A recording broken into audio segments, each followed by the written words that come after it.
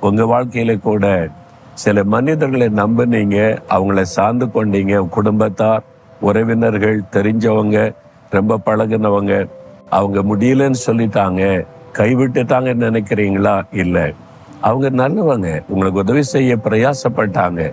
இப்போ உள்ள சூழ்நிலை அவங்களால முடியல, அவ்வளவுதான். அவங்களாலையும் முடியலேன்னு வருத்தம் அவங்களுக்கு இருக்கும். அதனால அவங்க மேல எரிச்சலும் கோபம் கொள்ளாதங்க. இப்போ உங்களுக்கு உதவி செய்ய திராணி உள்ள, தகுதி உள்ள, வல்லமை உள்ள ஒருவர் சொல்லுகிறார், நான் உன்னை கைவிடாதிருப்பேன். அவர் வானத்தின் பூமி உண்டாக்கின ஆண்டவர். அவர் சகல செல்வத்தின் தன் கைக்குள்ளே வைத்திருக்கிற தேவன். அவர் உங்களை கைவிட மாட்டார்னு வாக்கு கொடுத்திருக்கிறார்ல, அவரால் செய்ய முடியும். எந்த சூழ்நிலையை மாற்ற முடியும். எவ்வளவு பெரிய தேவைகளை சந்திக்க முடியும். உங்களுக்காக வழிகளை திறக்க முடியும். அவரால் மட்டும்தான் முடியும்.